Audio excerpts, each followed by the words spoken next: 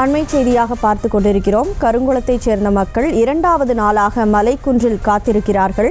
தண்ணீர் வற்றினால்தான் வீடுகளுக்கு செல்ல முடியும் என்ற நிலையானது அங்கு ஏற்பட்டிருக்கிறது. திருவைகுண்டம் கருங்குளத்தைச் சேர்ந்த மக்கள் மலைக்குன்றில் இரண்டாவது நாளாக காத்திருக்கிறார்கள். கருங்குளத்தை வெள்ள நீர் சூழ்ந்திருக்கக்கூடிய நிலையில் மக்கள் மலைக்குன்றில் இரண்டாவது நாட்களாக காத்திருக்கிறார்கள். தண்ணீர் வற்றினால்தான் வீடுகளுக்கு செல்ல முடியும் என தற்போது அவர்களது நிலைமையானது மாறி இருக்கிறது. கூடுதல் விவரங்களை வழங்குவதற்காக செய்தியாளர் முத்துராமன் இணைப்பில் இருக்கிறார். வணக்கம் முத்துராமன், இது தொடர்பான கூடுதல் விவரங்களை பதிவு பண்ணுங்க. வணக்கம் கனிமொழி.